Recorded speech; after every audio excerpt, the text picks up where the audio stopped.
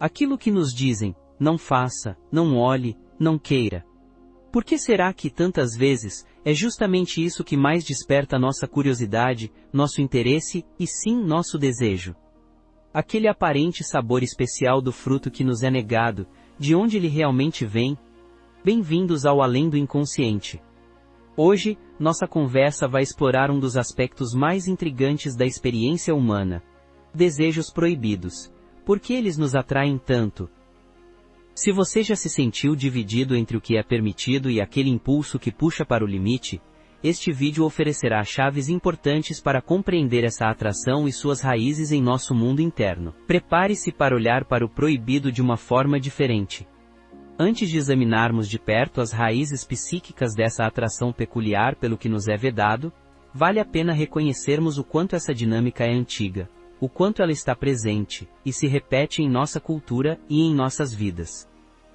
A ideia do fruto proibido não é, de forma alguma, uma invenção moderna ou uma particularidade de alguns. Ela se faz sentir em inúmeras narrativas que atravessam a história da humanidade. Pensemos um pouco sobre isso. Desde os mitos mais fundamentais que conhecemos, como a conhecida história de Adão e Eva no paraíso, e a maçã que não deveria ser comida, ou a curiosidade fatal de Pandora diante da caixa que lhe foi confiada para não abrir, até grandes obras da literatura e do cinema. A atração pelo que é proibido é um tema central e recorrente. São histórias que nos falam de personagens que, justamente por causa de uma interdição, de um limite imposto, sentem um impulso ainda maior, uma curiosidade irresistível em direção àquilo que lhes foi negado. Parece que a própria proibição tem o poder de acender uma chama, e não precisamos ir tão longe, buscando apenas em grandes narrativas. Em nosso cotidiano mais simples, podemos observar essa mesma força em ação. A criança pequena, que com seus olhinhos brilhantes, se sente irresistivelmente atraída por aquele objeto que os pais acabaram de dizer, não mexa aí. O fascínio quase magnético que os segredos e os mistérios exercem sobre nós, desde a infância até a vida adulta. O interesse que muitas vezes surge de forma espontânea por informações, lugares ou experiências que nos são restritos ou de difícil acesso. São pequenas, mas significativas, amostras de como o não permitido pode se tornar especialmente interessante e desejável para nós. Isso nos mostra de maneira bastante clara que a atração pelo proibido não é, em si mesma, um desvio de caráter ou uma falha moral que atingiria apenas alguns indivíduos. Pelo contrário, essa dinâmica parece ser uma característica profundamente humana, uma resposta quase que esperada diante de um limite que nos é imposto. Mas, por que isso acontece? O que a psicanálise tem a nos dizer sobre essa intrigante faceta do nosso desejar? A psicanálise, desde suas origens com os trabalhos pioneiros de Sigmund Freud, oferece um olhar particular e muito rico sobre essa questão complexa do desejo pelo que é proibido. E o primeiro ponto fundamental dessa perspectiva é que ela busca ir além de um simples juízo moral sobre essa atração.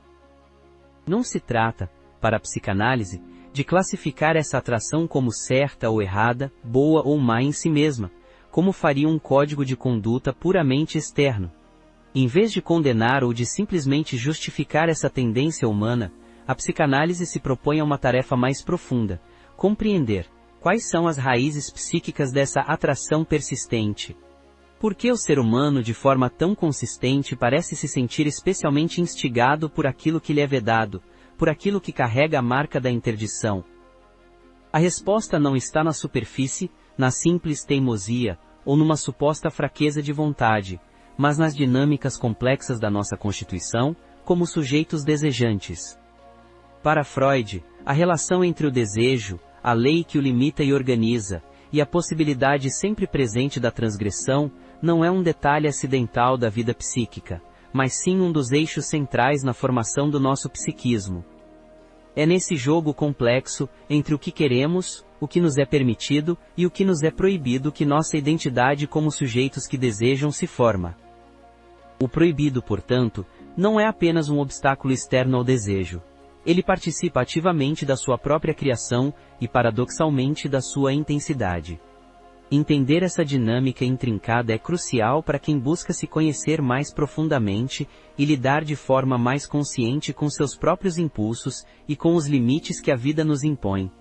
É um convite a pensar sobre como a interdição pode de maneira surpreendente acabar por alimentar aquilo que ela mesma tenta conter. Vamos investigar isso mais de perto. Vimos como a atração pelo proibido é uma característica humana, e como a psicanálise busca compreendê-la para além de um simples juízo moral.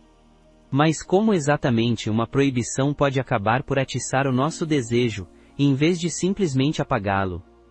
É aqui que as reflexões de Sigmund Freud se tornam especialmente esclarecedoras, e nos oferecem uma nova perspectiva.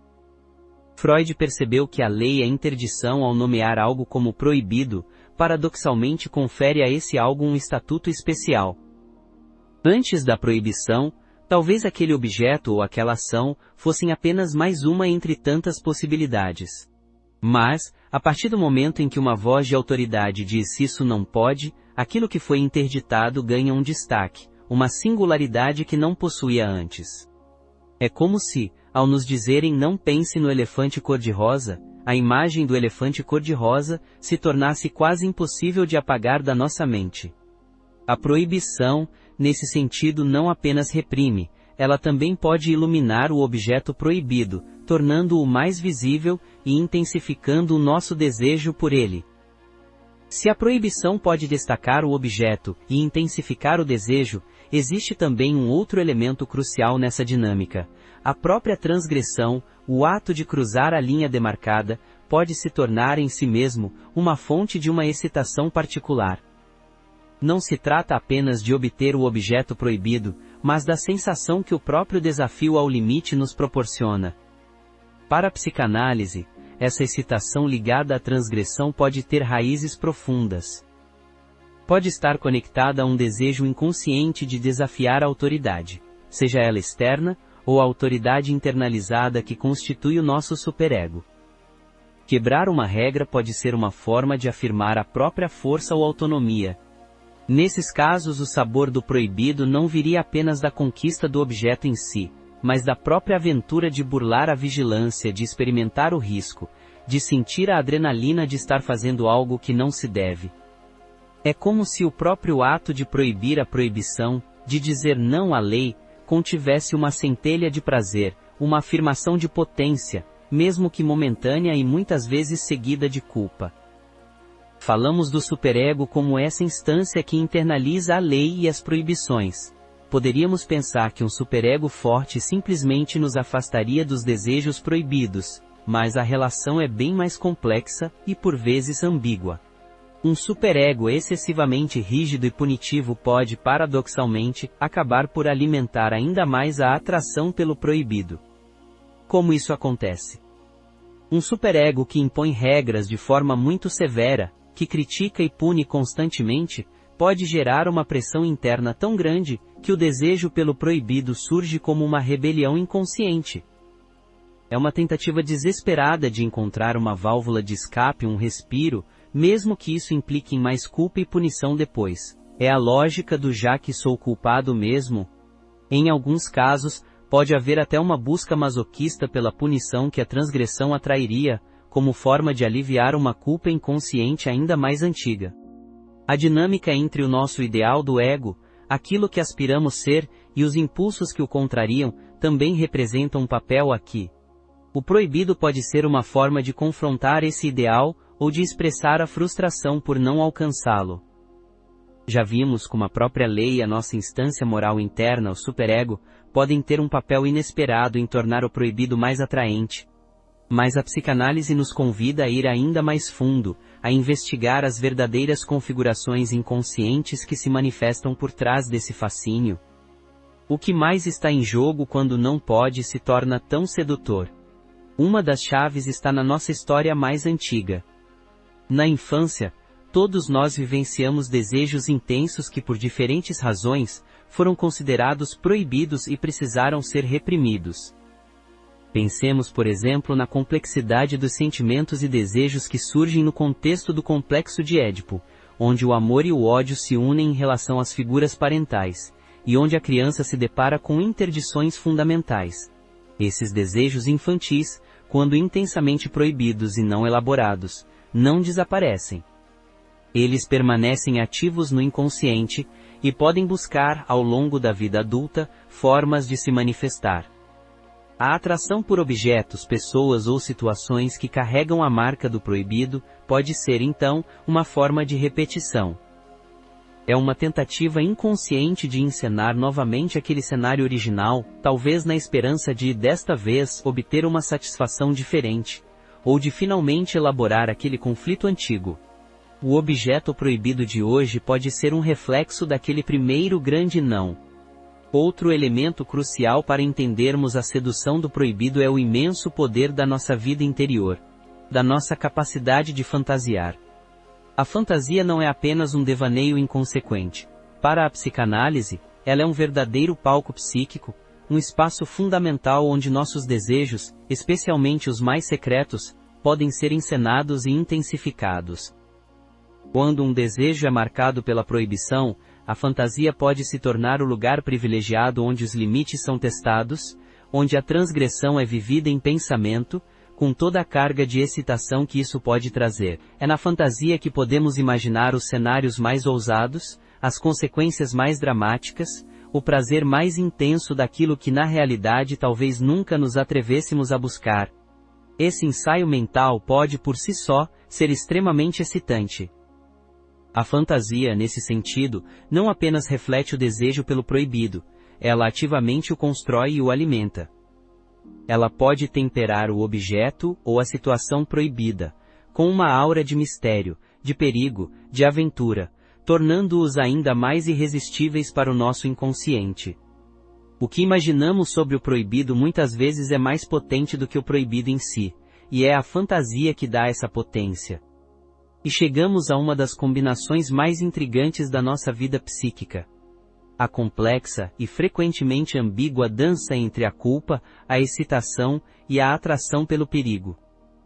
Quando nos sentimos atraídos por um desejo proibido, é comum que, junto com o impulso desejante, surja também a antecipação da culpa ou o próprio sentimento de culpa por estarmos querendo algo errado. Paradoxalmente, para algumas pessoas e em certas dinâmicas inconscientes, essa própria culpa, ou a tensão que ela gera, pode acabar por aumentar a excitação. É como se a iminência da punição, ou a sensação de estar fazendo algo arriscado, adicionasse um tempero especial ao desejo, tornando-o ainda mais vibrante. Essa busca pelo frio na barriga que o proibido pode oferecer, essa mistura de medo, culpa e excitação, pode se tornar um ciclo vicioso. A transgressão gera culpa, a culpa pede punição, ou mais transgressão para justificar a culpa, e a excitação do perigo alimenta o desejo. É uma dinâmica complexa, onde o sofrimento e um tipo particular de prazer se encontram de uma forma que pode ser difícil de desatar, prendendo o sujeito em repetições dolorosas. Exploramos as configurações inconscientes que nos puxam para o proibido. Diante disso, estamos fadados a sermos joguetes dessa dinâmica? Ou podemos construir uma relação mais consciente com esses desejos? A psicanálise sugere que sim. O primeiro passo é reconhecer essa atração em nós, sem moralismos fáceis. Admitir que ela existe e tem uma lógica interna, para além da simples falta de vergonha ou fraqueza. Reconhecida a atração, podemos questionar a proibição. De onde vem essa regra que torna tal desejo proibido para mim? É uma lei externa concreta vital para a convivência? Ou seria um reflexo de uma norma familiar antiga, um mandato severo do meu superego, que hoje talvez já não encontre mais tanto sentido prático em minha vida adulta? Discernir a origem da interdição é um passo libertador para nossa consciência. Em paralelo, é crucial investigar o que esse desejo específico pelo proibido realmente busca, para além da simples emoção da transgressão.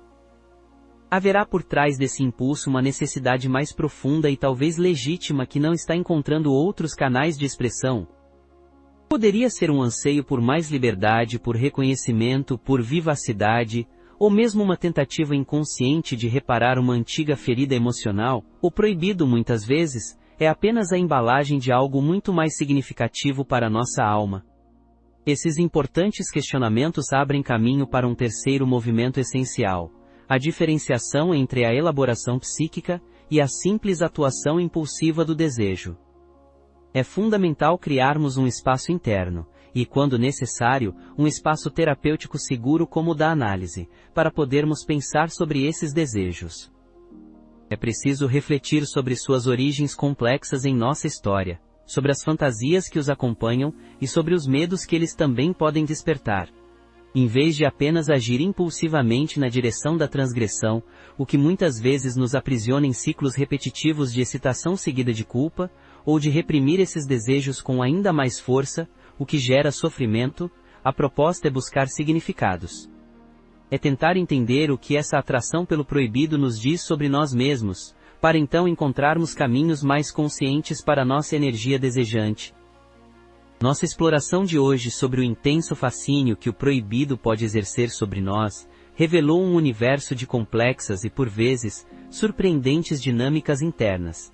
Vimos como a própria lei, ao impor um limite, pode paradoxalmente instigar o desejo, e como nosso superego, nossas fantasias mais secretas e as marcas de nossa história infantil vão formando a complexa configuração dessa atração muitas vezes irresistível por aquilo que nos é negado.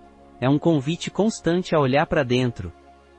Compreender esses mecanismos psíquicos, no entanto, não é, de forma alguma, um convite à transgressão inconsequente ou à simples satisfação de todos os impulsos.